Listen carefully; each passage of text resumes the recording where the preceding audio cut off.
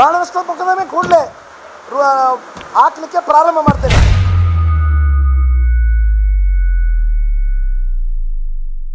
Deputy chairman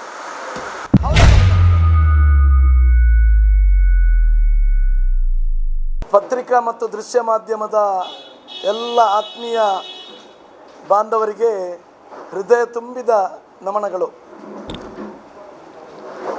ಈ ಒಂದು ತುರ್ತು ಪತ್ರಿಕಾಗೋಷ್ಠಿಯನ್ನು ಕರೆಯುವಂಥ ಮುಖ್ಯ ಕಾರಣ,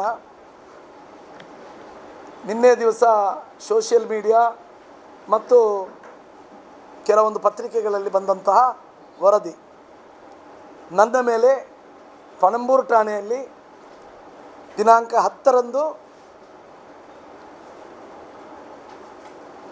ಒಂದು ಕೇಸನ್ನು ದಾಖಲಿಸ್ತಾರೆ. ಸಾಧಾರಣ 10 ಗಂಟೆ ಟೈಮಿಗೆ ಕೇಸನ್ನು ದಾಖಲಿಸಿರುವಂಥದ್ದು. 10-11 ಗಂಟೆ ಆಗಿದೆ. ಇದರ ಬಗ್ಗೆ ನಾನು ನನ್ನ ಊರಿನ ಎಲ್ಲ ಪ್ರತಿಭಾವಂತ ಮತದಾರರು, ನನ್ನ ವರದಿಗಾರರೊಂದಿಗೆ ಕೈ ಮುಗಿದು ಕೇಳಿಕೊಳ್ಳುವಂತಹದ್ದು, ಸತ್ಯ ಯಾವ ರೀತಿಯಲ್ಲಿದೆ ಆ ಸತ್ಯದ ರೀತಿಯಲ್ಲಿ ವರದಿ ಮಾಡಬೇಕು ಅಂತ ಹೇಳುವಂಥ ಮನವಿಯನ್ನು ಮಾಡ್ತಾ ಇದ್ದೇನೆ. ಯಾಕೆ ಅಂತ ಹೇಳಿದರೆ, ನಾನು ಬರಲಿಕ್ಕೆ ಒಂದು 10 ನಿಮಿಷ ಲೇಟ್ ಆದದ್ದು, ನನಗೆ ಒಂದು ಫ್ರೀಡಮ್ TV ಅಂತ ಹೇಳುವಂಥ ಒಂದು ವರದಿಗಾರರ ಫೋನು ಆನ್ಲೈನಲ್ಲಿ ಡೈರೆಕ್ಟ್ ಲೈನಲ್ಲಿ ಬಂದರು. ಅದರಲ್ಲಿ ಅವರು ವರದಿಯನ್ನು ಓದ್ತಾ ಹೇಳ್ತಾರೆ, ಒಂದು ವೇಳೆ 1/4 ಗಂಟೆವರೆಗೆ ಬಾರಿ ಮಾತನಾಡಿದ್ರಂತೆ, ಗಲಾಟೆ ಮಾಡಿದ್ರಂತೆ, ಇನ್ನೊಂದು ಸ್ವಲ್ಪ ಜಾಸ್ತಿ ಆದರೆ ಅಲ್ಲೇ ಆ ಹೆಂಗಸಿನ ಮಾನಭಂಗ ಮಾಡ್ಬೋದಿತ್ತ ಅಂತ ಹೇಳುವಂಥ ಮಾತನ್ನು ಅವ್ರು ಬಹಿರಂಗವಾಗಿ ಹೇಳಿದರು. ನಾನು ಅಲ್ಲಿಗೆ ಅದಕ್ಕೆ ತಕ್ಕವಾಗಿ ಉತ್ತರ ಕೊಟ್ಟೆ, ಅದೇ ಬಹಿರಂಗ TVಯಲ್ಲಿ ಕೊಟ್ಟೆ. ಈ ಥರ ಮಾತನ್ನು ಮಿನಿ ತಾವು ಎತ್ತಿದರೆ ಜಾಗ್ರತೆ ಅಂತೇಳಿ ಹೇಳಿದೆ. ಜನರಿಗೆ ತಪ್ಪು ತಿಳಿಸುವಂಥ ಕೆಲಸ, ಒಂದು ಹೆಂಗಸಿಗೆ ಮಾನಭಂಗ ಮಾಡುವಂತ ಹೇಳುವಂಥ ಬಹಿರಂಗ ಕೆಲಸವನ್ನು ಒಂದು ಶಾಸಕನಲ್ಲಿ ಮಾಡುವಂಥ ಮಾತನ್ನು ನೀವು ಈ ರೀತಿ ನೀಚ ಕೆಲಸವನ್ನು ಮಾಡ್ತಿದ್ದೀರಾ, ಇದು ನಿಮ್ಮ ಪತ್ರಿಕೋದ್ಯಮಕ್ಕೆ ಸರಿಯಲ್ಲ ಅಂತ ಹೇಳುವಂಥ ಮಾತನ್ನು ಹೇಳಿದೆ. ಬಹುಶಃ ನಿಮ್ಮ ಒಂದು ಕರೆದ ವಿಷಯದ ಬಗ್ಗೆ ಹೇಳ್ತೇನೆ. ಮೊನ್ನೆ ಆದಂತಹ ಘಟನೆ, ನಮ್ಮ ನವಮಂಗಳೂರು ಬಂದರು ತಮ್ಗೆ ಗೊತ್ತಿದೆ. ಆ ಬಂದರು ಬರಲಿಕ್ಕೆ ಪ್ರಮುಖ ಕಾರಣ ನಾವು ಆಗಿದ್ದೇವೆ. ಯಾಕೆಂತ ಹೇಳಿದರೆ, ನನ್ನ ಜನನ ಪಣಂಬೂರಿನ ಮಣ್ಣಿನಲ್ಲಿ ಆಗ್ತದೆ. ಇವತ್ತೆಲ್ಲಿ ಆ ಪಣಂಬೂರಿನ ಆ ನವಮಂಗಳೂರು ಬಂದರು ಕಚೇರಿ ಇದೆ, ಅಲ್ಲೇ ನನ್ನ ತಂದೆಯ ಮನೆ ಇತ್ತು. ನಮ್ಮ ಹಿರಿಯರ ಮನೆಗಳು ಅಲ್ಲಿದ್ದವು. ಎಲ್ಲ ನಮ್ಮ ಸಂಬಂಧಿಕರ ಸಾಧಾರಣ 16 ಎಕರೆ ಜಮೀನು ಆ ಭಾಗದಲ್ಲಿತ್ತು. ಇದೆಲ್ಲವನ್ನು ದೇಶದ ಪ್ರಗತಿಯ ಆ ನವಮಂಗಳೂರು ಬರಬೇಕು ಅಂತ ಹೇಳುವಂಥ ನಿಟ್ಟಿನಲ್ಲಿ ಕೃಷ್ಣಾಪುರ ಭಾಗದಲ್ಲಿರುವಂತಹ, ಕುಳಾಯಿ ಭಾಗದಲ್ಲಿರುವಂತಹ, ಆ ಹೊಸಪೇಟೆ ಭಾಗದಲ್ಲಿರುವಂಥ ಎಲ್ಲ ಮೀನುಗಾರರು ಆ ಭಾಗದಲ್ಲಿ ಇದು ಬರಬೇಕು, ನಮ್ಮ ಪ್ರದೇಶದ ಎಲ್ಲರಿಗೂ ನೌಕರಿ ಸಿಗಬೇಕು, ಈ ಭಾಗ ಅಭಿವೃದ್ಧಿ ಆಗಬೇಕು ಅಂತ ಹೇಳುವಂಥ ನಿಟ್ಟಿನಲ್ಲಿ ಆ ಬಂದರು ಬಂದಿತ್ತು. ಈ ಬಂದರು ಬಂದು ಅನೇಕ ಜನರಿಗೂ ಕೆಲಸ ಕಾರ್ಯಗಳೆಲ್ಲ ಆಗ್ತಾಯಿತ್ತು. ಇತ್ತೀಚಿನ ವರ್ಷಗಳಲ್ಲಿ ಬಹುಶಃ ಎಲ್ಲ ಪ್ರೈವೇಟೈಸೇಷನ್ ಆಗ್ತಾಯಿದೆ. ಅಲ್ಲಿ ಉದ್ಯೋಗಗಳು ಯಾರಾದರೂ ಪಾಪ ಇಲ್ಲಿ ಹೆಣ್ಮಕ್ಳು ಏನಾದರೂ ಅಪ್ಲೈ ಮಾಡ್ಕೊಂಡು ಗಂಡ್ಮಕ್ಳು ಯಾರಾದರೂ ಕೇಳಿ ಬಂದರೆ, ಅಲ್ಲಿ ಚೇರ್ಮನ್ ಹತ್ರ ನಾಗರಿಕರು ಬಿಡಿ ಹೋಗಲಿಕ್ಕೆ, ಒಂದು ಶಾಸಕನಾದವನು ಅಥವಾ ಮಾಜಿ ಶಾಸಕನಾದವನಿಗೂ ಸಮೇತ ಅಲ್ಲಿ ಅಪಾಯಿಂಟ್ಮೆಂಟ್ ಸಿಗೋದಿಲ್ಲ. ಅಂಥ ಒಂದು ದರ್ಪ ತೋಳಿನ ಅಧಿಕಾರಿ 7 ವರ್ಷದಿಂದ ತನ್ನ ಆಸ್ತಿಯ ಥರ ಜವಾಬ್ದಾರಿಯನ್ನು ಆ ಭಾಗದಲ್ಲಿ ತೆಗೆದುಕೊಂಡು ಅಲ್ಲಿ ಈ ಭಾಗದ ನಾಗರಿಕರಿಗೆ ಅನ್ಯಾಯ ಮಾಡುತ್ತಿರುವಂಥ ಅನೇಕ ದುರಂತ ಘಟನೆಗಳು ನಡೀತಾ ಇದ್ದಾವೆ. ಪತ್ರಿಕೋದ್ಯಮದ ಮಿತ್ರರು ಇದನ್ನು ಬಯಲಿಗೆಳಿಬೇಕು ಅಂತ ಹೇಳುವಂಥ ಮನವಿಯನ್ನು ಈ ಸಂದರ್ಭದಲ್ಲಿ ಮಾಡ್ತಾ ಇದ್ದೇನೆ. ನಾನು ಹೋದಂಥ ಕಾರ್ಯ, ನನ್ನಲ್ಲಿ ನಮ್ಮ ಪ್ರದೇಶದ ಒಬ್ಬ ಸಬ್ ಕಾಂಟ್ರಾಕ್ಟ್ರು ನನ್ನೊಂದಿಗೆ ಬಂದು ಕೂತ್ಕೊಂಡು ಹೇಳ್ತಾರೆ, ನಾನು ಕೆಲಸ ಎಲ್ಲ ಮಾಡಿದ್ದೇನೆ, ನಿಖಿತಾ ಅಂತ ಹೇಳುವಂಥ ಒಂದು ಕನ್ಸ್ಟ್ರಕ್ಷನ್ ಕಂಪನಿಯ ಮೂಲಕ ಅವರು ಕೆಲಸ ಮಾಡ್ತಾಯಿದ್ದಾರೆ, ಸಬ್ ಕಾಂಟ್ರಾಕ್ಟ್ ಸಿಕ್ಕಿದೆ. ಆ ನಿಖಿತಾ ಕನ್ಸ್ಟ್ರಕ್ಷನ್ ಕಂಪನಿ ಬೆಂಗಳೂರಿನ ಮೂಲದ ಕಂಪನಿ. ಅವರು ಇವರಿಗೆ ಸಬ್ ಕಾಂಟ್ರಾಕ್ಟ್ ಕೊಟ್ಟಿದ್ದಾರೆ, ಒಟ್ಟಿಗೆ ಆಗ್ತಾಯಿದೆ, ಅವ್ರದ್ದು ಜನನೂ ಇರೋದು. ಅವರು ಕೆಲಸ ಮಾಡಿದಂಥ ಕೆಲಸ ತಿಂಗಳಿನ ಬಿಲ್ಲೂ ಸಿಕ್ಕಿದೆ. ಒಂದು ಬಿಲ್ಲು ಒಮ್ಮೆ ಸಬ್ಮಿಟ್ ಮಾಡಿದರೆ 2 ದಿವಸದಲ್ಲಿ ಸಿಗ್ತದೆ ಅವರಿಗೆ. ಅವರು ಏನೆಲ್ಲ ದುಡ್ಡನ್ನು ಹಾಕಿ ಆ ಭಾಗದಲ್ಲಿ ಕೆಲಸವನ್ನು ಮಾಡಿದ್ದಾರೆ. ಮಾಡಿದ ನಂತರ ಅವರಿಗೆ ಬಿಲ್ಲನ್ನು ಕೊಡ್ತಾರೆ. ಇವರು ಬಿಲ್ ಹಾಕಿದ್ದಾರೆ. ಇವತ್ತು ಅವರು ಆ ಕಾಂಟ್ರಾಕ್ಟ್ ನನ್ನ ಹತ್ರ ಬರೋದು ಅಂತ ಹೇಳಿದರೆ 2,60,00,000 ಬಿಲ್ ಆಗಬೇಕು. ಅವ್ರ ಪಾಪ ಇಲ್ಲಿ ಕಾಂಕ್ರೀಟ್ನವರಿಗೆ, ಅವರಿಗೆ, ಇವರಿಗೆ, ಸಿಮೆಂಟ್ನವರಿಗೆಲ್ಲ ಚೆಕ್ ಕೊಟ್ಟು ಭಾರಿ ಕೂಗಿಕೊಂಡಿದ್ದಾರೆ. ಚೆಕ್ ರಿಲೀಸ್ ಆಗ್ತದೆ ಅಂತೇಳಿ. ಏನೂ ಆಗಿಲ್ಲ.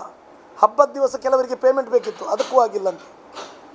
ಲಾಸ್ಟಿಗೆ 3 ದಿವಸ 4 ದಿವಸದಲ್ಲೂ ಪೇಮೆಂಟ್ ಆಗ್ತಾಯಿಲ್ಲ. ಆ ಬಗ್ಗೆ ನಾನಲ್ಲಿ ಹೋಗಿ ಅವ್ರ ಹತ್ರ ಕೇಳಿದೆ, ಚೀಫ್ ಇಂಜಿನಿಯರ್ ಹತ್ರ. ಅವರು ಹೇಳಿದರು, ಇದು 1.5 ಕೋಟಿ ರೂಪಾಯಿ ನಾವು ತಡೆ ಹಿಡಿದಿದ್ದೇವೆ. ಯಾಕೆಂತ ಹೇಳಿದರೆ ಅವರು ಕೆಲಸ 1 ತಿಂಗಳು ಲೇಟಾಗಿ ಮಾಡ್ತಾ ಇದ್ದಾರೆ, 1 ತಿಂಗಳು ಲೇಟಾಗಿದೆ ಮಾಡಲಿಕ್ಕೆ, ಅದಕ್ಕಾಗಿ ನಾವು ಮಾಡಿದ್ದೇವೆ ಅಂತ ಹೇಳಿದೆ. ನಾನು ಹೇಳಿದೆ, ನಿಮ್ಮ ಕಾಂಟ್ರಾಕ್ಟ್ನ ಮೂಲಕ, ಅಗ್ರಿಮೆಂಟ್ನ ಮೂಲಕ ಅಥವಾ ಪತ್ರಿಕಾ ಮಾಧ್ಯಮ ಮಿತ್ರರಿಗೆ ತರ್ತೇನೆ. ಇದರಲ್ಲಿ ಕ್ಲಿಯರ್ ಕಟ್ ಕಾನೂನೇ ಇದೆ. ಮಧ್ಯದಲ್ಲಿ 1.5 ಕೋಟಿಯನ್ನು ಹಿಡಿಯುವಂಥ ಕೆಲಸ ಮಾಡಲಿಕ್ಕಿಲ್ಲ. LD ಅಥವಾ ಇನ್ನೊಂದು ಅವ್ರು ಕಟ್ ಮಾಡೋದಾದ್ರೂ ಅವ್ರದ್ದು 2 ಕೋಟಿ ರೂಪಾಯಿ ಡೆಪಾಸಿಟ್ ಉಂಟು. ಆಮೇಲೆ ತಿಂಗಳಿಗೆ ಬಿಲ್ ಆದದ್ರಲ್ಲಿ 11 ಕೋಟಿ ಬಿಲ್ ಮಾಡಿದ್ದಾರೆ. 18 ಕೋಟಿದ ಕೆಲಸ, ಅದರಲ್ಲಿ 11 ಕೋಟಿದ ಬಿಲ್ ಮಾಡಿದ್ದಾರೆ.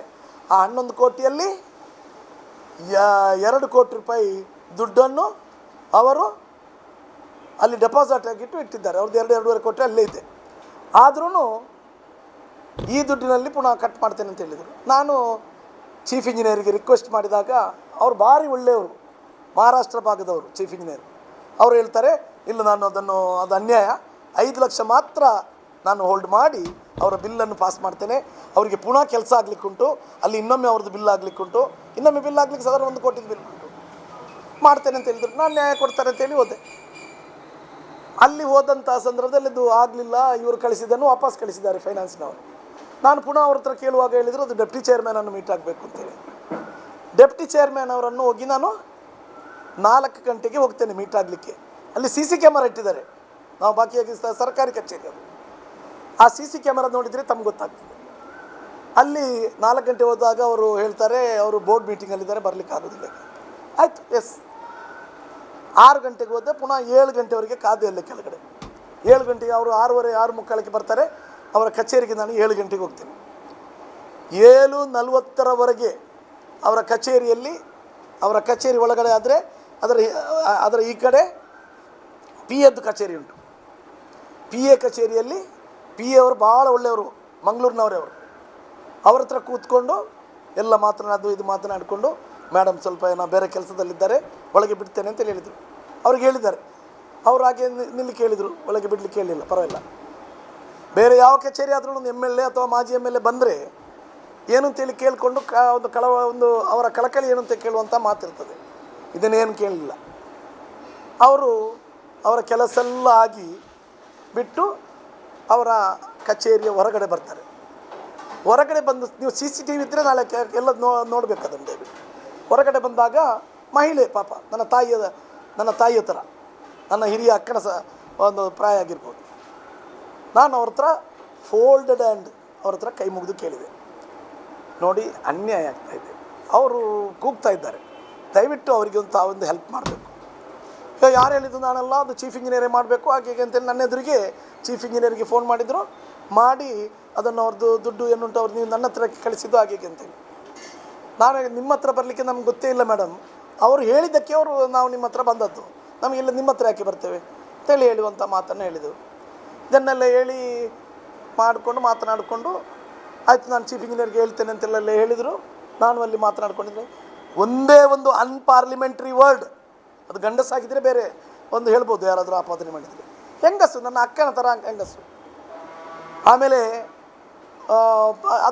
ಅಷ್ಟು ಮಾತನಾಡಿಕೊಂಡು ಅವ್ರು ಬರುವಾಗ ಕಾರ್ನ ಹತ್ರ ಬಂದ ಸಮೇತ ಕೈ ಮುಗಿದು ವಿದ್ ಭಾರತೀಯ ನಾಗರಿಕನಾಗಿ ನಾನು ನಮಸ್ತೆಯನ್ನು ಮಾಡಿ ಅವರು ಕಾರ್ನಲ್ಲಿ ಹೋಗ್ತಾರೆ.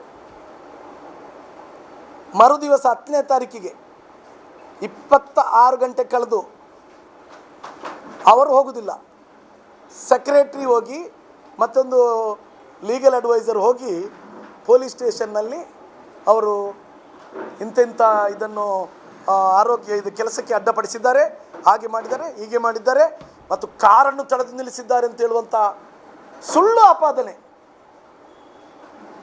ಆಪಾದನೆಯನ್ನು ಮಾಡಿ ನನ್ನ ಮೇಲೆ 4-5 ಕಾನೂನುಗಳನ್ನು ಹಾಕಿ ನನಗೆ ಕೇಸ್ ಹಾಕಿದ್ದಾರೆ. ನಾನು ಇನ್ಸ್ಪೆಕ್ಟ್ರಿಗೆ ಕೇಳಿದೆ ಫೋನ್ ಮಾಡಿ, ನನಗೆ ಆ ಮರುದಿವಸ ಗೊತ್ತಾದದ್ದು. ನಾನು ಮರುದಿವಸ ಬೆಳಗ್ಗೆ ಬೆಂಗಳೂರಿಗೆ ಹೋಗ್ತೇನೆ. ಬೆಂಗಳೂರಿಗೆ ಹೋಗೋ ಮಧ್ಯಾಹ್ನ 11 ಗಂಟೆಗೆ ಯಾರೋ ಫೋನ್ ಮಾಡಿದರು ಹೀಗೆ ಅಂತ. ನಾನು ಕೇಳಿದೆ ನಿನ್ನೆ ದಿವಸ ಬೆಳಗ್ಗೆ ಇನ್ಸ್ಪೆಕ್ಟ್ರಿಗೆ ಫೋನ್ ಮಾಡಿದೆ. ಏನು ಇನ್ಸ್ಪೆಕ್ಟ್ರೆ, ನನಗೆ ವಿಷಯನೇ ಗೊತ್ತಿಲ್ಲ, ಏನಿದು ವಿಷಯ ಇದು, ನೀವು ಕೇಸ್ ಹಾಕಿದ್ದೀರಂತೆ. ಅಲ್ಲ, ಅವ್ರು ಬಂದು ಆಗೀಗೆ ಹೇಳಿದ್ರ ಮೇಲೆ ನಾವು ಅದನ್ನು ಮಾಡಬೇಕಾಗುತ್ತೆ. ತುಂಬ ಅವನು ಅಲ್ಲಿ ನಮ್ಮನ್ನು ಒಳಗಡೆ ಹೋಗ್ಲಿಕ್ಕೆ ಬಿಡೋದಿಲ್ಲ ಚೇರ್ಮ್ಯಾನು. ಅಲ್ಲಿ ಒಂದು ಟೆರಿಟರಿ ಥರ ಆಗಿದೆ, ಅವರು CF ಪರ್ಮಿಷನ್ ಕೇಳ್ಕೊಂಡು ಹೋಗಬೇಕು ಹಾಗೆ ಹೀಗೆ ಅಂತೇಳಿ ನಮಗೂ ಇದಿಲ್ಲ. ಆದರೆ ಅವ್ರ ಒತ್ತಡಕ್ಕಾಗಿ ನಾನು ನನ್ನ ಮೇಲೆ ಇನ್ನೂ ಆಪಾದನೆ ಬೇಡ, ನಾನು ಒಂದು ಮುಸ್ಲಿಮ್ ಅಲ್ವಾ, ಯಾಕೆ ಮಾಡಿಲ್ಲ ಅಂತೇಳಿ ಮಾಡೋದು ಬೇಡ ಅಂತೇಳಿ ನಾನು ಕೇಸ್ ಹಾಕಿದೆ ಅಂತ ಹೇಳಿದೆ. ಆದರೆ ನಾನು ಮುಸ್ಲಿಮ್ ಆದರೆ ನೀವು ಕೇಸ್ ಹಾಕೋದು ಅಂತ ಹೇಳಿದರೆ ತಪ್ಪು ಮಾಡಿದರೆ ಮಾತ್ರ ಅಲ್ಲ ಸ್ವಾಮಿ ಹಾಕೋದು. ನೀವು ಯಾಕೆ ಹಾಕಿದ್ದೀರಾ, ಯಾವ ರೀತಿಯಲ್ಲಿ ಹಾಕಿದ್ದೀರಾ? CCTV ತಂದು ನೋಡಿಸಿದ್ದೀರಾ? ಅಲ್ಲ, CCTV ನಾವು ತಂದು ನೋಡಿದೆವು, ಪಾಪ ಅದರಲ್ಲಿ ತಾವು ಏನೂ ಮಾತನಾಡಿಲ್ಲ ಅಂತ ಮಾತೇ ಇಲ್ಲ. ಮತ್ತು ತಾವು ಕೈ ಮುಗಿದು ಬಂದು ಹೋಗೋದು, ಅವರನ್ನು ಬೀಳ್ಕೊಡೆ ಮಾಡಿಕೊಡೋದು. ಅವ್ರು ಕೇಳಿದ್ರಂತೆ ಆ ಟೈಮಲ್ಲಿ, ಅವ್ರು ಬಂದು ಅಷ್ಟು ಚಂದದಲ್ಲಿ ಮಾತನಾಡಿ ಕೈ ಮುಗಿದೆಲ್ಲ ಕೇಳ್ತಾ ಇದ್ದಾರಲ್ಲ, ಅದಕ್ಕೆ ಅವರೀಗ ನೀವು ಇಷ್ಟು ಲೇಟಾಗಿ ಯಾಕೆ ಬಂದದ್ದು, 26 ಗಂಟೆ ಬಿಟ್ಟು ಕೇಸ್ ಮಾಡೋದಕ್ಕೆ? ನಾವು ಇಲ್ಲೇ ಪಕ್ಕದಲ್ಲಿದ್ದೇವಲ್ಲ ಪೋರ್ಟಿದ್ದು, ಅಲ್ಲಿ ಒಂದು ಫೋನ್ ಮಾಡಿದ್ದು ನಾವು ಕೂಡಲೇ ಬರ್ತಾ ಇದ್ದೇವಲ್ಲ. ಅಥವಾ ನಿಮ್ಮ CSF ಇದ್ದಾರಲ್ಲ ರಕ್ಷಣೆ ಮಾಡುವಂಥವ್ರು, ಅವ್ರು ಬರ್ತಾ ಇದ್ರಲ್ಲ, ಏನು ತೊಂದರೆ ಮಾಡಿದ್ದಾರೆ? ಇದೆಲ್ಲ ಕ್ವಶನನ್ನು ಕೇಳಿದ್ರಂತೆ. ಇದು ಯಾವುದಕ್ಕೂ ಹಾಕದೆ ಅವರು ಪಾಪ ಸೆಕ್ರೆಟ್ರಿ ಹೇಳಿದ್ರಂತೆ, ಸೆಕ್ರೆಟ್ರಿ ಹತ್ರ ಕೇಳಬೇಕು, ತಾವು ಇನ್ಸ್ಪೆಕ್ಟರ್ ಹತ್ರ ಕೇಳಬೇಕು. ಅದನ್ನು ಅಲ್ಲಲ್ಲೇ ನೆಗೋಷಿಯೇಷನ್ ಮಾಡಿ ಅವರನ್ನು ಕರೆಸ್ತೇನೆ ನಾವು ಮುಗಿಸುವ ಅಂತೇಳಿ ಹೇಳಿದ್ರಂತೆ. ಅದಕ್ಕೆ ಅವರು ಒಪ್ಪಿದ್ರಂತೆ. ಆಗ ಪುನಃ 10 ನಿಮಿಷ ಬಿಟ್ಟು ಹೇಳ್ತಾರಂತೆ, ಚೇರ್ಮನ್ನಿಂದ ಕಾಲ್ ಬಂದಿದೆ, ಇಲ್ಲದು ಕೇಸೇ ಮಾಡಬೇಕಂತೇಳಿ ಹೇಳುವಂಥ ಮಾತನ್ನು ಮಾಡಿದ್ದಾರೆ. ನಾನು ಈ ಭಾಗದ ನಾಗರಿಕನಾಗಿ ಜನರ ತೊಂದರೆಗೆ, ನನ್ನ ಕೆಲಸ ನನ್ನದು 18 ಸಮಸ್ಯೆ ಉಂಟು, ಅದನ್ನು ಬಿಟ್ಟು ಜನರ ತೊಂದರೆಗಾಗಿ ಈ ಪೋರ್ಟ್ನ ಅಧಿಕಾರಿಗಳು ಮಾಡುವಂತಹ ದರ್ಪಕ್ಕೆ ನಾನು ಅಲ್ಲಿಗೆ ಹೋಗಿ ಪರಿಪರಿಯಾಗಿ ಅವರನ್ನು ಕೋರಿಕೊಂಡು ಇವತ್ತು ಆ ಹೆಂಗಸನ್ನು ಬಿಟ್ಟು ಒಂದು ಸೆಕ್ರೆಟರಿಯ ಮೂಲಕ 26 ಗಂಟೆ ನಂತರ ಒಂದು ಕೇಸನ್ನು ದಾಖಲಿಸಿದ್ರೆ, ನಾವು ಸಾಮಾನ್ಯ ಜನರು ಬಿಡಿ, ಒಂದು XMLA ಆಗಿದ್ದುಕೊಂಡು ಇಂಥ ದರ್ಪ ಕೆಲಸವನ್ನು ಮಾಡುವಂತಹ ಆ ಅಧಿಕಾರಿ ನಮ್ಮ ಜಿಲ್ಲೆಯಲ್ಲಿದ್ದಾರೆ ಅಂತ ಹೇಳಿದರೆ ಅವರ ಕರ್ಮಕಾಂಡಗಳನ್ನೆಲ್ಲ ಹಾಕಿದ್ದೇನೆ. ತಾವು ಗೊತ್ತಿರ್ಬೋದು, ತಾವು ಬೀಚಿಗೆ ಹೋಗಿದ್ರೆ ನಾವು ಸಣ್ಣದಿರುವಾಗೆಲ್ಲ ಬೀಚಲ್ಲಿ ಆಡ್ತಾಯಿದ್ರು, ಅಲ್ಲೆಲ್ಲ ರಂಪಣಿಯಲ್ಲಿ ಮೀನುಗಿನೆಲ್ಲ ಸಿಗ್ತಾಯಿತ್ತು. ಇಲ್ಲಿ ಈಗ ಅಲ್ಲಿ ಮೀನುಗಾರಿಕೆಲ್ಲ ನಿಷೇಧಿಸಿದ್ದಾರೆ. ಮಳೆಗಾಲ ಸಂದರ್ಭದಲ್ಲಿ ನಾನು MLA ಆಗಿರುವಾಗ ಪೋರ್ಟ್ನ ಒಳಗಡೆ ಹೋಗಿ ಮೀನು ಹಿಡಲಿಕ್ಕೆ ಮೀನುಗಾರರಿಗೆ ನಾನು ಅವಕಾಶ ಮಾಡಿಕೊಟ್ಟಿದ್ದೆ. ಈಗ ಅವಕಾಶಗಳನ್ನೆಲ್ಲ ಬಂದ್ ಮಾಡಿದ್ದಾರೆ. ಬಹುಶಃ ಈಗ ಅಲ್ಲಿ ದೊಡ್ಡ ದೊಡ್ಡ ಹೊರಗಿನ ರಾಜ್ಯದವರು ಡಾಮಾರಿನ ಟ್ಯಾಂಕ್ ಪ್ಯಾಡನ್ನು ಎಷ್ಟಿದ್ದಾರೆ ಇದಾವೆ ಅಂತ ಹೇಳಿದ್ರೆ ತಮ್ಗೆ ಗೊತ್ತಿರಲಿಕ್ಕಿಲ್ಲ. ಎಲ್ಲ ಮಲಿನವಾಗಿ ಅದು ಸಮುದ್ರ ಸೇರ್ತಾ ಇದೆ. ಅದೇ ಥರ ಕೆಮಿಕಲ್ಲು ನಿಮ್ಮ BASFಗೆ ಬರುವಂಥ ಕೆಮಿಕಲು, ಅಲ್ಲಿಗೆ CZಗೆ ಬರುವಂಥ ಅನೇಕ ಕೆಮಿಕಲ್ಗಳು ಅಲ್ಲೇ ಟ್ಯಾಂಕ್ ಮಾಡಿಕೊಂಡು ಅಲ್ಲೇ ನಿರ್ಮಿಸಿದ್ದಾರೆ. ಇವತ್ತು ಹೊರಗಿನ ರಾಜ್ಯದವರಿಗೆ ಯಾವ ರೀತಿಯಲ್ಲಿ ಬೇಕು ಅವ್ರು ಕೇಳಿದ ತಕ್ಷಣ ಕೆಲಸ. ಬಹುಶಃ ಈ ಭಾಗದಲ್ಲಿ ಒಂದು ಶ್ರೀನಿವಾಸ ಹಾಸ್ಪಿಟಲ್ನ ವರದು ಒಂದು ಬರ್ತಾ ಉಂಟು. ಅದನ್ನು ಭಾಳ ವೆಸ್ಟರ್ನ್ ಇಂಟ್ರೆಸ್ಟಿಂದ ಅಲ್ಲಿ ಅವರ ಪತ್ನಿ ಅಲ್ಲಿ ಉದ್ಯೋಗದಲ್ಲಿದ್ದಾರೆ, ಅವರಿಗೆ ಅನುಕೂಲ ಮಾಡಿ ಅಲ್ಲಿ ಮಾಡಿದ್ದಾರೆ. ಮಾಡಲಿ, ಅಲ್ಲಿ ಹಾಸ್ಪಿಟಲ್ ಮಾಡುವಂಥದ್ದು ಅದು ಒಳ್ಳೆಯ ಕೆಲಸ ಮಾಡಲಿ, ಆದರೆ ಅವರಿಗೆ ಕೊಡುವಂಥ ಕೆಲಸವನ್ನು ಮಾಡಿದ್ದಾರೆ. ನಾನು ಕೇಳುವಂತಹದ್ದು, ಜನರಿಗೆ ತೊಂದರೆ ಆದಂಥ ಸಂದರ್ಭದಲ್ಲಿ ಕಾನೂನಿನ ಪ್ರಕಾರದಲ್ಲಿ ಎಲ್ಲೂ ಇಲ್ಲ ಕಟ್ ಮಾಡಬೇಕು ಅಂತೇಳಿ ಈ ನ್ಯಾಯವನ್ನು ಕೇಳ್ಕೊಂಡು ಬಂದರೆ, ನಮ್ಮ ಮೇಲೇ ಈ ಥರ ಕಾನೂನನ್ನು ಹಾಕಿದರೆ ಜನಸಾಮಾನ್ಯರ ಪರಿಸ್ಥಿತಿ ಏನಾಗ್ಬೋದು? ಅಲ್ಲಿ ಯಾರು ಮಾತನಾಡುವಾಗಿಲ್ಲ ಅಧಿಕಾರಿಗಳು. ಬಹುಶಃ ಮಿಲ್ಟ್ರಿ ಯಾವ ರೀತಿಯಲ್ಲಿ ಇದು ಹೇಳ್ತಾರೆ, ಅವರೆಲ್ಲ ಗಪ್ಚುಪ್ ಚೇರ್ಮನ್ ಬಂದರೆ ಗಪ್ಚುಪ್. ಇಂಥ ಚೇರ್ಮನ್ ಕರ್ಮಗಾರನು ಕೆಲವು ಬಯಲಿಗೆ ಹೇಳ್ತೇನೆ, ಈ ಅವರು ಟ್ಯಾಕ್ಸಿ ಮಾಡಿ ಗಾಡಿ ಕೊಡ್ತಾರೆ, ಅವರಿಗೆ ಟ್ಯಾಕ್ಸಿ ಗಾಡಿಯಲ್ಲಿ ಹೋಗಲಿಕ್ಕೆ. ಅದು ಅವರು ಎಲ್ಲೋ ಬೋರ್ಡ್ ಇರ್ತದೆ, ಆ ಬೋರ್ಡನ್ನು ಸಮೇತ ಕಪ್ಪು ಬೋರ್ಡ್ ಮಾಡಿಕೊಂಡು ಇವರು ಪ್ರೈವೇಟ್ ಗಾಡಿ ಥರ ಹೋಗಬೇಕು ಅಂತ ಹೇಳುವಂಥ ಆದೇಶ. ಆ ಥರ ಹೋದಂಥ ನಿದರ್ಶನಗಳಿದ್ದಾವೆ. ಇವತ್ತು ಇವರಿಗೆ 55 ಲಕ್ಷದ ಕಾರು, ಈ ಹಿಂದೆ ಎಲ್ಲ ಯಾವುದೇ ಅಧ್ಯಕ್ಷರಿಗಿಲ್ಲದಂಥ ರೀತಿಯಲ್ಲಿ ಡೆಪ್ಟಿ ಚೇರ್ಮನ್ಗೆ 35 ಲಕ್ಷದ ಕಾರು ಅಂತ. ಇದೆಲ್ಲ ಹೀಗೆ ಬಂದಂಥ ವಿಷಯ. ಮತ್ತು ಆ ಭಾಗದಲ್ಲಿ ಮೀನಿನ ಸಂತತಿ ಕಮ್ಮಿಯಾಗಿದೆ. ಈ ಭಾಗದಲ್ಲಿ ಜನರಿಗೆ ಕ್ಯಾನ್ಸರ್ ಅದು ಇದಂತೇಳಿ ನಮ್ಮ ಶಕ್ತಿ ಧಾರಣೆಯನ್ನು ನೋಡಬೇಕು. ಈಗ ನಾವು ಇಲ್ಲೇನಾದರೂ ಮಾಡಬೇಕಿದ್ರೆ, ನಮ್ಮ ಭೂಮಿಯಲ್ಲಿ ಮಾಡಬೇಕಿದ್ರೆ ಅದರ ಶಕ್ತಿ ಧಾರಣೆ, ಇದು ತಾಳ್ಕೊಳ್ಳುವಂಥ ಶಕ್ತಿ ಇದೆಯಾ, ಇದು ಮಾಡ್ಬೋದಾ, ಇಲ್ಲಿ ಇದರಿಂದ ಜನರಿಗೆ ಏನು ತೊಂದರೆ ಉಂಟು, ಪರಿಸರಕ್ಕೆ ಏನು ತೊಂದರೆ ಉಂಟು ಅಂತ ಹೇಳುವಂಥ ಅಧ್ಯಯನವನ್ನು ಮಾಡದೆ ಇವತ್ತು ಪರಿಸರ ಇಲಾಖೆಗಳು ಸಮೇತ ಆ ಭಾಗದಲ್ಲಿ ಅನೇಕ, ಬಹುಶಃ ಬಳ್ಳಾರಿ ಆ ಕಡೆ ಈ ಕಡೆ ಎಲ್ಲ ಹೋಗಲಿಕ್ಕೆ ಪೆಟ್ಕೋಕು, ಆಮೇಲೆ ಕೋಲು, ಇದಕ್ಕೆ ಯಾವುದಕ್ಕೂ ಶೆಡ್ ಇಲ್ಲ. ಕೋಲೆಲ್ಲ ಓಪನ್ ಯಾರ್ಡಲ್ಲಿ ಹಾಕ್ತಾರೆ. ಆ ಜಿಪ್ಸಮು ಅಥವಾ ಯಾವುದಾದ್ರೂ ಸಿಮೆಂಟಿನ ಯಾವ ಎಲ್ಲ ಬರ್ತದೆ ಅದೆಲ್ಲಗಳನ್ನು ಓಪನ್ ಆಗ್ತಾರೆ. ಅದು ಓಪನ್ ಆಗಿ ಬಂದರೆ ಮಳೆ ನೀರಾಗಿ ಅದೆಲ್ಲ ಸಮುದ್ರ ಸೇರ್ತದೆ. ಮೀನುಗಳೆಲ್ಲ ವಿಷಕಾರಿಯಾಗಿ ಇವತ್ತು ಮೀನು ಸಿಗದಂಥ ಪರಿಸ್ಥಿತಿ ಆಗಿದೆ. ಜನರಿಗೆ ಯಾರಿಗಾದರೂ ಪೋರ್ಟ್ನಲ್ಲಿ ನಮ್ಮಲ್ಲಿ ಒಬ್ಬರು ಬಂದು ಭಾಳ ಹತ್ರ SC ಪರಿಶಿಷ್ಟ ಜಾತಿಯವರು, ಮತ್ತೊಂದು ನಮ್ಮ ದೇವಿ ಪ್ರಸಾದ್ ಅವರ ಒಂದು ಬಿಲ್ಲವ ಹೆಂಗಸು, ನನಗೆ ಕೆಲಸ ಬೇಕು ಸ್ವಲ್ಪ ರೆಕಮೆಂಡ್ ಮಾಡಿದ್ದಿಲ್ಲಿ. ಯಾರಿಗೂ ಊರಿನವರಿಗೆಲ್ಲ ಕೆಲಸ ಸಿಗುವಂಥ ಪರಿಸ್ಥಿತಿ ಇಲ್ಲ. ಇಲ್ಲಿ ಮ್ಯಾನ್ ಪವರ್ ಕಾಂಟ್ರಾಕ್ಟನ್ನು ಕೊಟ್ಟಿದ್ದು ಯಾರಿಗೆ? ಗುಜರಾತ್ ಭಾಗದವರಿಗೆ, ಅದೇ ಥರ ನಾರ್ತ್ ಇಂಡಿಯನ್ಸಿಗೆಲ್ಲ. ನಮ್ಮವರಿಗೆ ಯಾರಿಗಾದರೂ ಒಂದು ಬರೀ ಈ ಗುಡಿಸುವಂಥ ಕೆಲಸ, ಏನಾದರೂ ಕ್ಲೀನಿಂಗ್ ಮಾಡುವಂಥ ಕೆಲಸವನ್ನು ಮಾತ್ರ ಕೊಟ್ಟಿದ್ದಾರೆ. ಪ್ರೈವೇಟೈಸೇಷನ್ ಆಗಿ ಒಳಗಡೆನೂ ಸಮೇತ ಅನೇಕ ಜನರಿಗೆ ಕೆಲಸ ಇಲ್ಲದಂಥ ಪರಿಸ್ಥಿತಿಯಾಗಿದೆ. ಬಹುಶಃ ಈ ಸತ್ಯಾಸತ್ಯತೆ ನನಗೆ ಇವತ್ತು ಈ ಥರ ಮಾಡಿದವರು, ನನ್ನ ಮೇಲೆ ಈ ಕಾನೂನನ್ನು ಕ್ರಮವನ್ನು ವಿನಾಕಾರಣ ನಾನು ನನ್ನ ತಂದೆ ತಾಯಿ ಸಾಕ್ಷಿಯಾಗಿ ಹೇಳ್ತಾ ಇದ್ದೇನೆ. ಆ ಹೆಂಗಸಿನ ಕಾರನ್ನು ಆ ಹೆಂಗಸಿನೊಂದಿಗೆ ಅನಾಗರಿಕವಾಗಿ ವರ್ತಿಸಿದ್ದೇನೆ ಅಂತ ಹೇಳಿದರೆ ನಾಳೆ ಗಲ್ಲು ಶಿಕ್ಷೆಗೂ ನಾನು ರೆಡಿಯಾಗಿದ್ದೇನೆ. ನಾನು ಗಲ್ಲಿಗೆ ಹಾಕೋದಾದ್ರೂ ನಾನು ರೆಡಿ ಇದ್ದೇನೆ. ಅಂಥ ಅನಾಗರಿಕತೆ ನಾನು ಶಾಸಕನಾಗಿರುವಾಗಲೇ ಮಾಡಿಲ್ಲ. ಎಷ್ಟೋ IASಗಳು, ಎಷ್ಟೋ IPSಗಳು, ಎಷ್ಟೋ ಅಧಿಕಾರಿಗಳು, ನನಗಿಂತ ಸಣ್ಣ ಅಧಿಕಾರಿ ಆಗಿರ್ಬೋದು, ತಹಸೀಲ್ದಾರ್ ತನಕ ನಾವು ಸಾರ್ ಹಾಗೆ ಅಂತೇಳಿ ಭಾಳ ಚಂದದಲ್ಲಿ ಜನರ ಕೆಲಸ ಆಗಲಿ ಅಂತ ಹೇಳುವಂಥ ನಿಟ್ಟಿನಲ್ಲಿ ಜನರೊಂದಿಗೆ ನಾವು ಸ್ಪಂದಿಸ್ತಾ ಇದ್ದೇವೆ. ಕೂಡಲೇ ನಾನು ಕಮಿಷನರಿಗೆ ಫೋನ್ ಮಾಡಿದೆ ನಾನು ಬೆಂಗಳೂರಲ್ಲಿರುವಾಗ, ಸರ್ ಹೀಗೆ ಅನ್ಯಾಯ ಆಗಿದೆ ನನಗೆ ಅಂತೇಳಿ, ನೀವೇನು ಇದು ಮಾಡಬೇಡಿ, ನಾನು ಎಲ್ಲ ಇದನ್ನು ತರಿಸಿ ನಾನು ನೋಡ್ತೇನೆ, CCTVಯನ್ನು ತರಿಸ್ತೇನೆ. ನಾನು CCTV ಮಾತ್ರ ಅಲ್ಲ, ಆ ಚೀಫ್ ಇಂಜಿನಿಯರ್ ಪಾಪ ರೆಕಮೆಂಡ್ ಮಾಡಿ ಇವತ್ತು ಹೋಗುವಂಥ ದುಡ್ಡನ್ನು ಅವರ ಖಾತೆಗೆ ಗಳಿಸದೆ ಅವರಿಂದ ಸಾವಿರಾರು ಜನ ಇಲ್ಲಿ ಕೆಲಸ ಮಾಡಿದವರು, ಡ್ರೈವರ್ಗಳು, ಅದೇ ಥರ ಸಿಮೆಂಟ್ ಕಾಂಕ್ರೀಟ್ನವರು, ಸಿಮೆಂಟ್ ಡೀಲರ್ಶಿಪ್ಗಳು, ಎಲ್ರಿಗೂ ತೊಂದರೆ ಮಾಡುವಂಥ ಕೆಲಸ.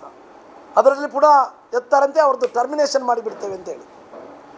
ಸ್ವಾಮಿ, ಈ ಪೋರ್ಟ್ ಬರಲಿಕ್ಕಾಗಿ ನಾವು ಎಷ್ಟೋ ಶ್ರಮ ಪಟ್ಟಿದ್ದೇವೆ ಅಂತ ಹೇಳುವಂಥ ನೋವನ್ನು ತಾವು ಚೇರ್ಮನ್ಗೆ ತರಬೇಕು. ಬಹುಶಃ ಅವರು ಹಿಂದೂ ಪೇಪರು ಅಥವಾ ಇಂಗ್ಲೀಷ್ ಪೇಪರಲ್ಲಿ English paper Hindu, Indian express ಎಲ್ಲ ಓದ್ತಾರೆ, ಕನ್ನಡ ಓದೋದಿಲ್ಲ ಅವರು. ಆ ಹಿಂದೂ ಇಂಗ್ಲೀಷ್ ಪೇಪರಲ್ಲೂ ಸವಿವಾರವಾಗಿ ಇದನ್ನು ಬರುವಂಥ ರೀತಿಯಲ್ಲಿ ಅವರು ಪ್ರಕಟಿಸಬೇಕು ಅಂತ ಹೇಳುವಂಥ ಮನವಿಯನ್ನು ಈ ಸಂದರ್ಭದಲ್ಲಿ ಮಾಡ್ತಾ ಇದ್ದೇನೆ. ಮತ್ತು ತಾವು ಸಮೇತ ಪೊಲೀಸ್ ಅಧಿಕಾರಿಗಳಲ್ಲಿ ಕೇಳಿ, ನಾನು ಈಗ RT ಆ್ಯಕ್ಟ್ ಮೂಲಕ ಆ ಪ್ರೊಸೀಡಿಂಗ್ಸನ್ನು ಮತ್ತು ಅವರ ಇದ್ರ ಕಚೇರಿ ಇದೆ, ಕಚೇರಿಯಲ್ಲಿ ಸಮೇತ CCTV ಇಡಬೇಕು ಅವರು ಈಗಿನ ರೂಲ್ಸಿನ ಪ್ರಕಾರ. ಆ CCTVಯನ್ನು ಅವರು ತೆಗೆದು ಕೊಡಬೇಕು ಅಂತ ಹೇಳುವಂಥ RTI ಆ್ಯಕ್ಟಲ್ಲಿ ನಾನು ಕೇಳಿದ್ದೇನೆ. ನಾನಿದನ್ನು ಬಿಡುವುದಿಲ್ಲ ಇಲ್ಲಿಗೆ. ನನ್ನ ಮಾನ ನಷ್ಟ ಮಾಡಿದ್ದಾರೆ. ಈಗ ಒಂದು ಬಹಿರಂಗವಾಗಿ TV ಅವನು ಹೇಳ್ತಾ ಇದ್ದಾರೆ, ಅವರು ಹೇಳ್ತಾ ಇದ್ದಾರೆ ಅವನು ಒಂದು 15 ನಿಮಿಷ ಇದ್ದಿದ್ದರೆ ಮಾನಭಂಗ ಮಾಡ್ತಾ ಇದ್ದ ಅಂತ ಹೇಳುವಂಥ ಮಾತು. ಅದನ್ನು ಕೇಳಿ ನೀವು ಕಣ್ಣೀರು ಬರ್ತದೆ. ಇಂಥ ಅನಾಗರಿಕತೆಗೆ ನಮ್ಮನ್ನು ಒಯ್ಯಲಿಕ್ಕೆ ಕಾರಣ ಯಾರು? ಆದ್ದರಿಂದ ಈ ಪೋರ್ಟಿನ ಡೆಪ್ಟಿ ಚೇರ್ಮನ್ನ ವಿರುದ್ಧ ನಾನು 24 ಕೋಟಿ ಮಾನ ನಷ್ಟ ದಾವೆ ನಾನು ಹುಡ್ತಾ ಇದ್ದೇನೆ ಅಂತ ಹೇಳುವ ಮಾತನ್ನು ಈ ಸಂದರ್ಭದಲ್ಲಿ ನಾನು ಹೇಳ್ತಾ ಇದ್ದೇನೆ. ಇದರಿಂದ ನನಗೆ ತುಂಬ ಘಾಸಿಯಾಗಿದೆ. ಬಹಿರಂಗವಾಗಿ ಕ್ಷಮೆ ಕೇಳಬೇಕು ಅಂತ ಹೇಳುವಂಥ ನಿವೇದನೆಯನ್ನು ನಾನು ಈ ಸಂದರ್ಭದಲ್ಲಿ ಮಾನ್ಯ ಪೊಲೀಸ್ ಅಧಿಕಾರಿಗಳ ಮೂಲಕ ಅವರಿಗೆ ತಿಳಿಸಲ್ಪಟ್ಟಿದ್ದೇನೆ. ಅವನು ಎಷ್ಟೇ ದರ್ಪ ಚರ್ಮದವನಾಗಿರ್ಬೋದು, ಅವನ ಅಹಂಕಾರ ಮಿತಿ ಮೀರಿದೆ. ಈಗ ಯಾವ ರೀತಿಯಲ್ಲಿ ಅಂತ ಹೇಳಿದರೆ 4 ತಿಂಗಳಲ್ಲಿ ನಾನು ರಿಟೈರ್ಡ್ ಆಗ್ತೇನೆ, ನನಗೆ ಯಾರು ಹೇಳುವವರಿಲ್ಲ ಕೇಳುವವರಿಲ್ಲ ಅಂತ ಹೇಳುವಂಥ ರೀತಿಯಲ್ಲಿ ವರ್ತಿಸ್ತಾನೆ. ಮತ್ತು ತಮ್ಮ ಗಮನಕ್ಕೆ ತರುವಂಥದ್ದೊಂದು ಕೋವಿಡ್ ಆದಂಥ ಸಂದರ್ಭದಲ್ಲಿ ಈ ಭಾಗದಲ್ಲಿ ಜಾತಿ ಮತ ಭೇದವನ್ನು ಬಿತ್ತುವಂಥ ಚೇರ್ಮನ್ ಆಗಿದ್ದಾನೆ ಅವನು. ಆ ಸಂದರ್ಭದಲ್ಲಿ ಕೆಲವು ಕಾರ್ಪೊರೇಟ್ಗಳಿಗೆ ಮಾತ್ರ ಕರೆದು ಅವರ ಲೆಕ್ಕದಲ್ಲಿ ಬರೆದದ್ದು ಅಲ್ಲಿ ರಿಹ್ಯಾಬಿಲಿಟೇಷನ್ ಅವರಿಗೆ ಯಾರೆಲ್ಲ ಪುನರ್ವಸತಿಗೆ ಜಾಗ ಕೊಟ್ಟಿದ್ದಾರೆ ಕೃಷ್ಣಾಪುರ ಕಾಟಿಪಳ್ಳದಲ್ಲಿ ಅಲ್ಲಿನ ಸಮೇತ ಯಾರೆಲ್ಲ ಜಾತಿ ಮತ ಭೇದ ಬಿಟ್ಟು ಆ ಸರ್ಕಾರದ ಬಂದಂಥ ದುಡ್ಡನ್ನು ಫುಡ್ ಕಿಟ್ಗೆ ಕೊಟ್ಟಿದ್ದಾರೆ. ಕೊಟ್ಟದ್ದು ಎಲ್ಲಿಗೆ ಮಾತ್ರ ಅಲ್ಲ, ಕುಳಾಯಿ ಪ್ರದೇಶ, ಹೊಸಬೆಟ್ಟು ಪ್ರದೇಶ ಮತ್ತು ಆ ಕೃಷ್ಣಾಪುರದ ಕೆಲವೊಂದು ಪ್ರದೇಶದ ಮಾತ್ರ ಕೊಟ್ಟಿದ್ದಾರೆ. ಎಲ್ಲಿ ಮೈನಾರಿಟೀಸ್ಗಳಿದ್ದಾರೆ ಅಥವಾ ಎಲ್ಲಿ ಪರಿಶಿಷ್ಟ ಜಾತಿಯವರಿದ್ದಾರೆ ಅವರಿಗೆ ಸಿಗಲಿಲ್ಲ. ಇಂಥ ಅನ್ಯಾಯವನ್ನು ಮಾಡಿದಂಥ ಅಂತಹ ಕೆಡುಕನಿಗೆ ತಾವು ತಮ್ಮಲ್ಲಿರುವಂಥ ಶಕ್ತಿ ಇದೆ, ತಮ್ಮಂಥ ಶಕ್ತಿ ಯಾರಿಗೂ ಇಲ್ಲ. ಮಾಡೋದನ್ನು ಯಾವ ರೀತಿಯ ಪೋರ್ಟ್ನ ಅಧಿಕಾರಿಗಳು ಮಾಡ್ತಾರೆ ಅದನ್ನು ಜನರ ಗಮನಕ್ಕೆ ತರುವಂಥ ಸತ್ಯ ವರದಿ ಮಾಡಬೇಕು ಅಂತ ಹೇಳುವಂಥ ಮಾತನ್ನು ಹೇಳಿದ್ದೇನೆ. ಮತ್ತು ತಮಗೆ ಆ ವರದಿಯನ್ನು ನಾನು ತೋರಿಸ್ತೇನೆ, ಫ್ರೀಡಮ್ ಟಿ ವಿಯವರು ಮಾಡಿದ್ದು. ದಯವಿಟ್ಟು ಫ್ರೀಡಮ್ ಟಿ ವಿಯವರಿಗೂ ನಾನು ಕೇಳ್ತೇನೆ, ಯಾವುದೇ ವಿಷಯದ ಸತ್ಯ ಅರಿಯದೆ ಏನೋ ಒಂದು ಶಾಸಕ ಏನೊಂದೋ ಮುಸ್ಲಿಂ ಇದ್ದಾನೆ ಅಂತೇಳಿ ಬಾಯಿಗೆ ಬಂದಾಗೆಲ್ಲ ಬೊಗಲೋದು ಬೇಡ. ದಯವಿಟ್ಟು ಬಹಿರಂಗವಾಗಿ ನಿಮಗೆ ನಾನು ಓಪನ್ ಆಗಿ ಹೇಳಿದ್ದೇನೆ, ಸತ್ಯಾಸತ್ಯತೆಯನ್ನು ಅರಿಯಿರಿ. ತಪ್ಪಿದರೆ ನಮಗೆ ಕಡೆ ಶಿಕ್ಷೆ, ಗಲ್ಲು ಶಿಕ್ಷೆಯನ್ನು ಕೊಡಿ, ನಾವು ಸ್ವೀಕರಿಸಲಿಕ್ಕೆ ರೆಡಿ ಇದ್ದೇವೆ. ಧನ್ಯವಾದಗಳು.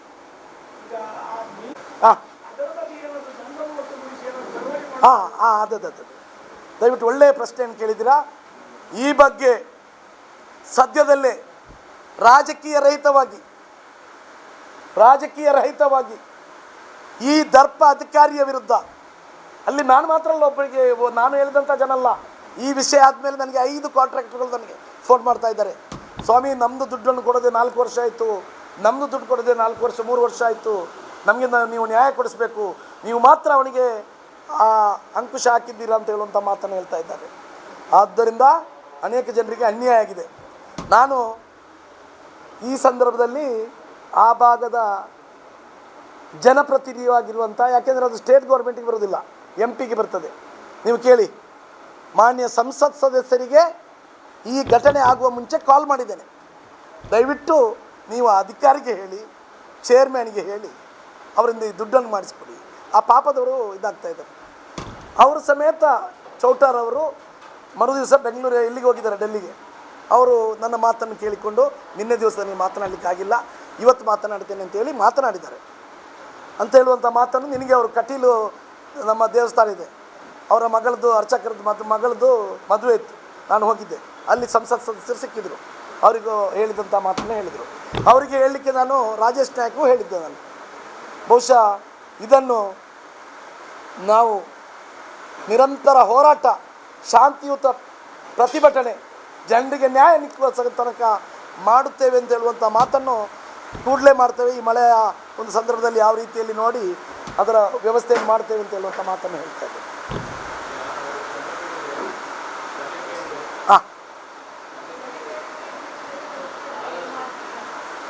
ಏನೇನೇನು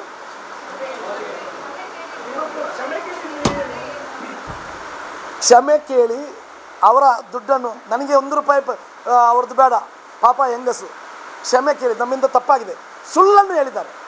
ಒಂದು ಅಧಿಕಾರಿಯಾಗಿ ಆ ಥರ ಸುಳ್ಳನ್ನು ಅವರ ಹೆಸರಿನಲ್ಲಿ, ಹೆಂಗಸಿನ ಹೆಸರಲ್ಲಿ ಕೊಡಿಸಿದ್ದು ಚೇರ್ಮನ್. ಪಾಪ ಹೋದರೆ ಆ ಹೆಂಗಸಿದ್ದೀಗ ಮಾಡೋಷ್ಟು.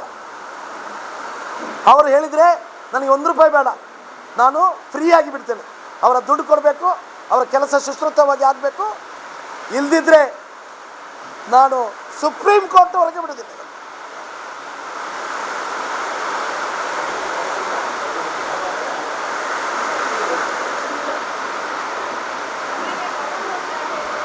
ಯಾವುದಕ್ಕೆ ಅಲ್ಲ, ನನ್ನ ಪ್ರೊಸೀಡಿಂಗ್ಸನ್ನು ಈಗಲೇ ಸ್ಟಾರ್ಟ್ ಮಾಡಿದ್ದೇನೆ. ಗಡುವು ಇನ್ನು ಅವರಿಗೆ, ನನಗೆ ಗಡುವು ಇಲ್ಲ. ಯಾವಾಗ ಅವ್ರು ಬಂದು ಎಷ್ಟು ಬೇಗ ಬಂದು ಇದನ್ನು ಒಳ್ಳೆ ರೀತಿಯಲ್ಲಿ ಸಮಸ್ಯೆ ಬಗೆಹರಿಸ್ತಾರೆ ಅದು ಒಳ್ಳೆಯದು. ಪಾಪ ಅವ್ರದ್ದು ದುಡ್ಡು ಇನ್ನೂ ಕೊಟ್ಟಿಲ್ಲ, ಜನರಿಗೆ ಅನ್ಯಾಯ ಮಾಡಿ ಅದರಲ್ಲಿ ನಮ್ಮ ಹತ್ರ ಮಾತು ಕೇಳ್ತಾರೆ. ಬಹಳಷ್ಟು ಮೊಕದ್ದಮೆ ಕೂಡಲೇ ಹಾಕಲಿಕ್ಕೆ ಪ್ರಾರಂಭ ಮಾಡ್ತೇನೆ.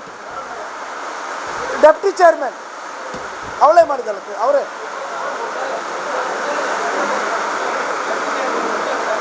ಲೇಡಿ ಹೆಸರು ಕೇಳಿಕೊಟ್ಟೆ. 24 ಕೋಟಿ ಯಾಕೆಂತ ಹೇಳಿದರೆ ನನ್ನ ಮೇಲೆ ಇವತ್ತೊಂದು ರಿಪೋರ್ಟ್ರು ಮಾನ ನಷ್ಟ ಮಾಡ್ತಾ ಇದ್ದ ಅಂತ ಹೇಳುವಂಥ ಆಪಾದನೆ ಮಾಡುವಾಗ ಎಂಥ ಸರ್ ಇದು?